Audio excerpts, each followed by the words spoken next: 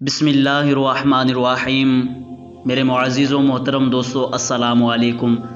دوستو، آپ نے دنیا میں بہت سے عصا، بہت سی لاٹھیاں دیکھی ہوں گی، مگر آج ایک جنتی لاٹھی کی بات کرنی ہے۔ ایک ایسی لاٹھی، ایک ایسا عصا جس کا تذکرہ قرآن پاک میں کئی بار اور منفرد انداز میں آیا ہے۔ وہ جنتی لاٹھی کس کے پاس تھی؟ اس لاٹھی سے کیسے کیسے کام ہوتے تھے؟ آج کی اس ویڈیو میں ہم جانتے ہیں۔ دوستو، یہ حضرت موسیٰ علیہ السلام کی وہ مقدس لاٹھی ہے جس کو عصائے موسیٰ کہتے ہیں۔ اس کے ذریعے آپ کے بہت سے ان معجزات کا ظہور ہوا جن کو قرآن مجید نے مختلف عنوانوں کے ساتھ بار بار بیان فرمایا ہے۔ اس مقدس لاٹھی کی تاریخ بہت قدیم ہے، جو اپنے دامن میں سینکڑوں ان تاریخی واقعات کو سمیٹے ہوئے ہے جن میں عبرتوں اور نصیحتوں کے ہزاروں نشانات ستاروں کی طرح جگمگا رہے ہیں، جن سے اہل نظر کو بصیرت کی روشنی اور ہدایت کا نور ملتا ہے۔ یہ لاٹھی حضرت موسیٰ علیہ السلام کے قد برابر 10 ہاتھ لمبی تھی، اور اس کے سر پر 2 شاخیں تھیں جو رات میں مشعل کی طرح روشن ہو جایا کرتی تھیں۔ یہ جنت کے درخت پیلو کی لکڑی سے بنائی گئی تھی، اور اس کو حضرت آدم علیہ السلام بہشت سے اپنے ساتھ لائے تھے۔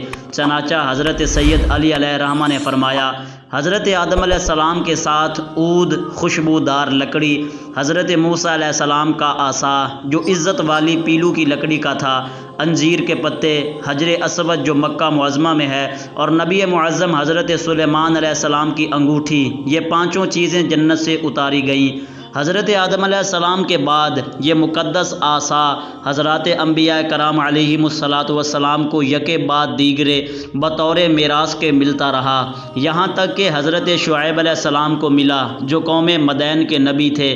جب حضرت موسیٰ علیہ السلام مصر سے ہجرت فرما کر مدین تشریف لے گئے، اور حضرت شعیب علیہ السلام نے اپنی صاحبزادی حضرت بی بی صفورہ رضی اللہ تعالی سے آپ کا نکاح فرما دیا۔ آپ 10 برس تک حضرت شعیب علیہ السلام کی خدمت میں رہ کر آپ کی بکریاں چراتے رہے۔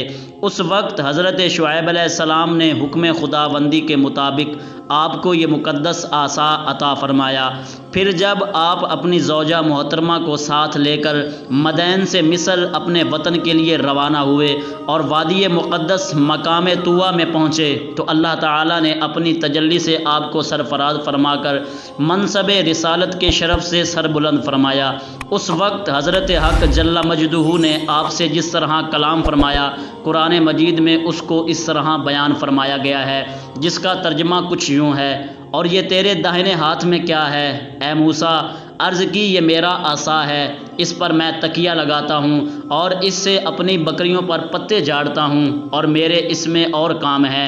دوسرے کاموں کی تفسیر میں حضرت علامہ ابو البرکات عبداللہ بن احمد نفسی علیہ الرحمہ نے فرمایا کہ مثلاً اس کو ہاتھ میں لے کر اس کے سہارے چلنا، اس سے بات چیت کر کے دل بہلانا، دن میں اس کا درخت بن کر آپ پر سایہ کرنا، رات میں اس کی دونوں شاخوں کا روشن ہو کر آپ کو روشنی دینا، اس سے دشمنوں، درندوں اور سانپوں اور بچھوؤں کو مارنا، کنویں سے پانی بھرنے کے وقت اس کا رسی بن جانا اور اس کی دونوں شاخوں کا ڈول بن جانا، بوقت ضرورت اس کا درخت بن کر حسب خواہش پھل دینا، اس کو زمین میں گاڑ دینے سے پانی نکل پڑنا وغیرہ۔ حضرت موسیٰ علیہ السلام اس مقدس لاٹھی سے مذکورہ والا کام نکالتے رہے، مگر جب آپ فرعون کے دربار میں ہدایت فرمانے کی غرض سے تشریف لے گئے اور اس نے آپ کو جادوگر کہہ کر جھٹلایا، تو آپ کے اس عصا کے ذریعے بڑے بڑے معجزات کا ظہور شروع ہو گیا، جن میں سے 3 معجزات کا تذکرہ قرآن مجید نے بار بار فرمایا ہے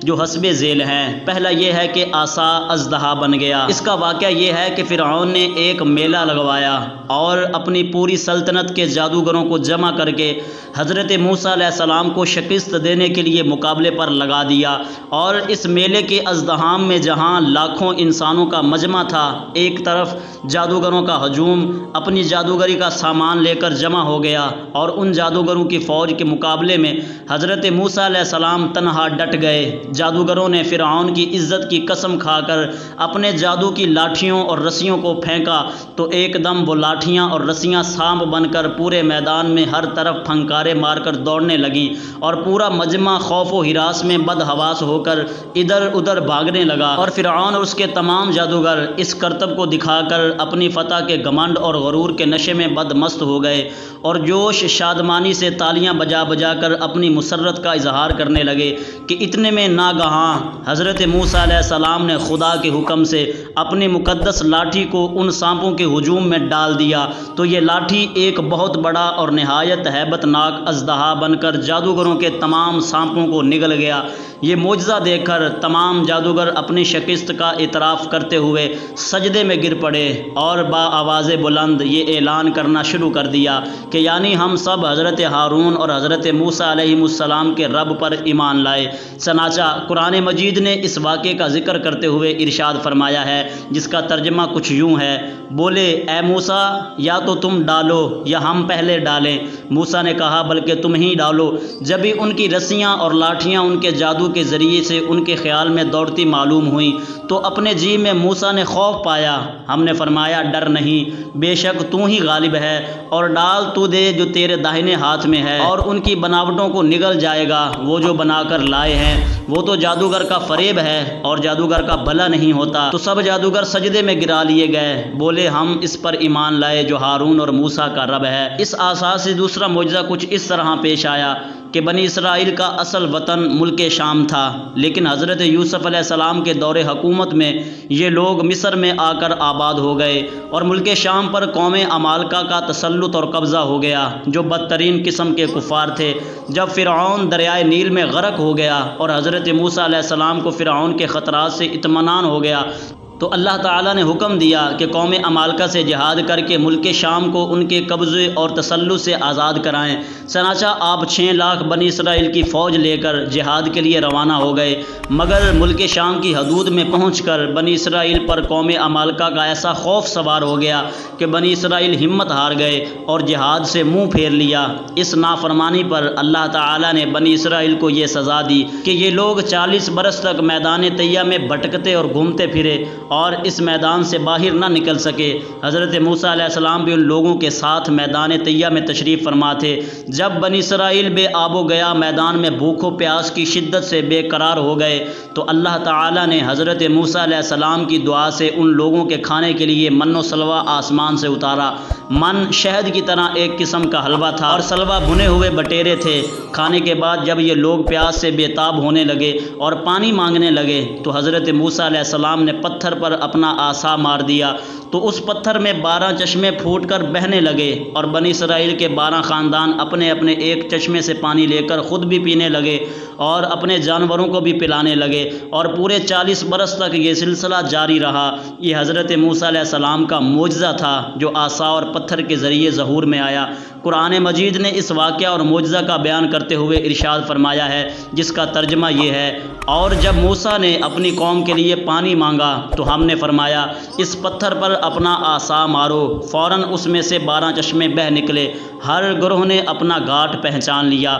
اور تیسرا معجزہ جو اس لاٹھی سے پیش آیا وہ کچھ اس طرح ہے کہ حضرت موسیٰ علیہ السلام ایک دراز مدت تک فرعون کو ہدایت فرماتے رہے اور آیات و معجزات دکھاتے رہے، مگر اس نے حق کو قبول نہیں کیا، بلکہ اور زیادہ اس کی شرارت و سرکشی بڑھتی رہی، اور بنی اسرائیل نے چونکہ اس کی خدائی کو تسلیم نہیں کیا اس لیے اس نے ان مومنین کو بہت زیادہ ظلم و ستم کا نشانہ بنایا۔ اس دوران میں ایک دم حضرت موسیٰ علیہ السلام پر وحی اتری کہ آپ اپنی قوم بنی اسرائیل کو اپنے ساتھ لے کر رات میں مصر سے ہجرت کر جائیں۔ چنانچہ حضرت موسیٰ علیہ السلام بنی اسرائیل کو ہمراہ لے کر رات میں مصر سے روانہ ہو گئے۔ جب فرعون کو پتہ چلا تو وہ بھی اپنے لشکروں کو ساتھ لے کر بنی اسرائیل کی گرفتاری کے لیے چل پڑا۔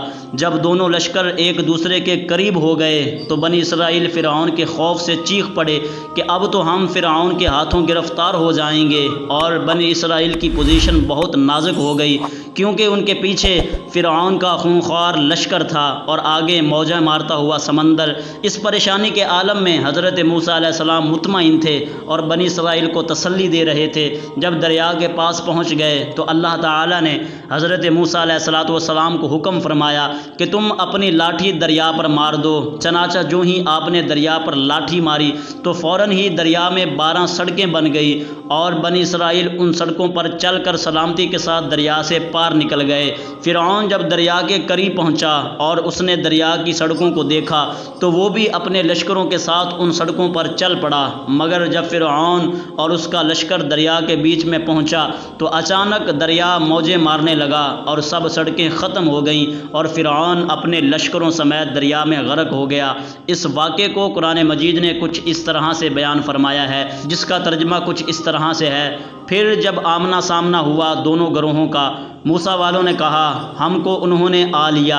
موسیٰ نے فرمایا یوں نہیں، بے شک میرا رب میرے ساتھ ہے، وہ مجھے اب راہ دیتا ہے۔ تو ہم نے موسیٰ کو وحی فرمائی کہ دریا پر اپنا عصا مار توں۔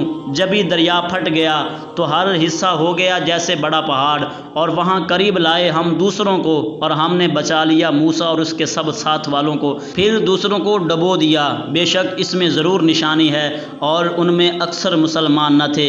یہ ہیں حضرت موسیٰ علیہ السلام کی مقدس لاٹھی کے ذریعے ظاہر ہونے والے وہ 3 عظیم الشان معجزات جن کو قرآن کریم نے مختلف الفاظ اور متعدد عنوانوں کے ساتھ بار بار بیان فرما کر لوگوں کے لیے عبرت اور ہدایت کا سامان بنایا ہے۔